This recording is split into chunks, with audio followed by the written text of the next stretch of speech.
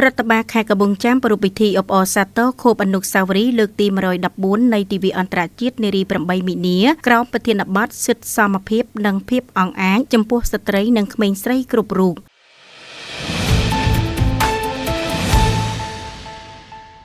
រដ្ឋបាលខេត្តកំពង់ចាមនៅព្រឹកថ្ងៃទី7ខែមីនាឆ្នាំ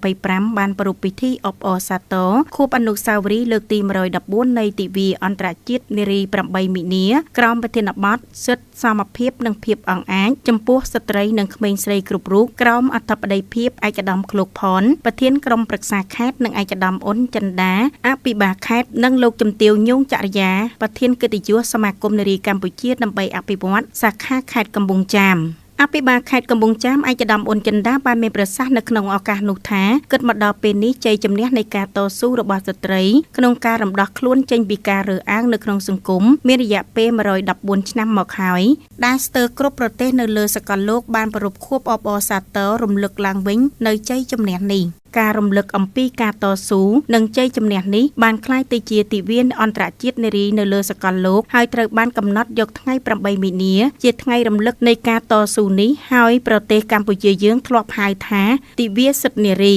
ប៉ុន្តែទោះជាយ៉ាងណាក្តីចាប់ពីក្រោយថ្ងៃរំដោះ7មករាប្រទេសកម្ពុជាបានចូលរួមអបអរសាទរខួបអនុស្សាវរីយ៍នេះជារៀងរាល់ឆ្នាំហើយតែងតែលើកប្រធានបទផ្សេងៗទាក់ទងទៅនឹងស្ត្រីសម្រាប់ពិភាក្សានៅក្នុងឱកាសប្រារព្ធខួបនេះសម្រាប់ឆ្នាំនេះទិវានារីអន្តរជាតិ8មីនានៅប្រទេសកម្ពុជាត្រូវបានរៀបចំឡើងក្រោមប្រធានបទស្ដីពីសិទ្ធិសមភាពនិងភាពអង្អាចចំពោះស្ត្រីនិងក្មេងស្រីគ្រប់រូបសម្រាប់ជាគោលគំនិតក្នុងការពិភាក្សានិងជួយពង្រឹងការអប់រំយុវជននៅក្នុងសង្គមក៏ដូចជាដើម្បីដាស់តឿននិងកែលម្អឥរិយាបថរបស់យុវជនឯកឧត្តមអភិបាលខេត្តបានថ្លែងទៀតថាកម្ពុជាគឺជាប្រទេសមួយដែលចាត់ទុកនារីជាមេដានៃប្រទេសជាតិតាំងពីយូរលង់ណាស់មកហើយដោយដែលយើងតែងតែបានឮនៅពាក្យថាមាតុភូមិឬក៏មាតុប្រទេសកម្ពុជាជាដើមដែលមានន័យថាស្ត្រីជាមេដានៃប្រទេសកម្ពុជាហើយបច្ចុប្បន្នយើងនៅតែទទួលស្គាល់ថាស្ត្រីមានតួនាទីយ៉ាងសំខាន់ក្នុងការដឹកនាំនិងអប់រំដោយសុភាសិតខ្មែរយើងនិយាយថាស៊ូស្លាប់បាកុំឲ្យស្លាប់មេ